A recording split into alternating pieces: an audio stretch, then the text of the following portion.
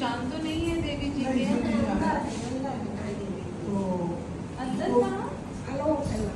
अच्छा इसको बुखार था मैडम जी, अब बुखार के बाद इसको उल्टी हुई, एक का 2 बार उल्टी जब नहीं हुई, लेकिन मतलब वो क्या कहते हैं, पेट में दर्द हो रहा था।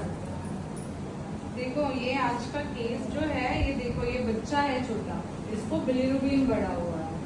अब इनकी हिस्ट्री क्या है, इनको माता जी निकली, माता जी यानी गाँव में माता जी कहते हैं, चिकन पॉक्स होता है ना। अब चिकन पॉक्स क्यों होता है? वायरस की वजह से होता है, वैरिसेला ज़ोस्टर वायरस की वजह से। जब ये वायरस बॉडी में एंटर करता है तो हमारे शरीर में इसके सिम्टम्स दिखने लगते हैं, और जब तक वो वायरस की इम्यूनिटी हमारे बॉडी में नहीं आ जाती तब तक कि वो अपने सिम्टम्स दिखाता है। अब इसको तो चिकन पॉक्स था, लेकिन इसको बिलीरुबिन क्यों बढ़ गया? क्योंकि जब भी कोई वायरल इन्फेक्शन होता है आपको, तब हमारे शरीर की इम्यूनिटी बहुत वीक हो जाती है, और उसके कारण अदर वायरल इन्फेक्शन होने के चांसेस बढ़ जाते हैं, और लीवर को भी अफेक्ट करता है फिर ये वायरस। इसी कारण बिलीरुबिन बढ़ जाता है, लीवर्स के एंजाइम्स बढ़ जाते हैं।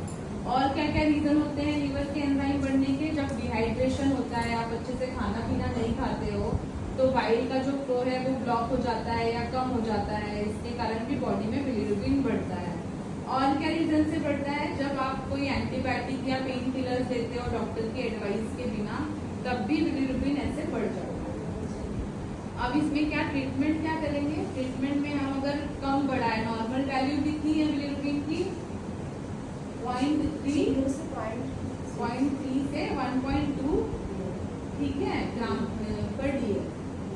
लेकिन अगर इससे बहुत ज्यादा है, जैसे इसकी 5 है, तो ये काफी ज्यादा है। अगर मॉडरेट है तो हम उसको बेड रेस्ट का भी ऑप्शन दे सकते हैं, हाइड्रेशन का ख्याल रख सकते हैं, लीवर को ज्यादा काम ना करना पड़े ऐसा फूड इसको हम लोग कह सकते हैं कि ऐसा खाओ, जैसे ये चिप्स वगैरह रखा है, ये बिल्कुल नहीं वो तो कोई ला के रख दिया था। हाँ, इसको खिचड़ी खिला सकते हैं, नारियल पानी पिला सकते हैं, फ्रूट्स दे सकते हैं, ताकि लीवर को ज्यादा काम ना करना पड़े।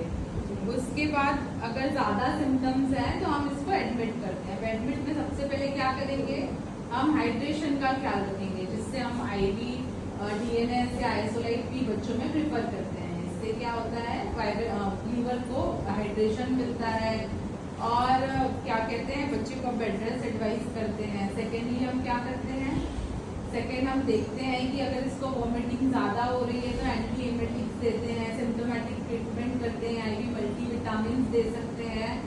और अगर लगता है कि चेस्ट में ज़्यादा इन्फेक्शन है या इसका टीएलसी बढ़ा हुआ है तो हम एंटीबायोटिक भी चालू कर सकते हैं।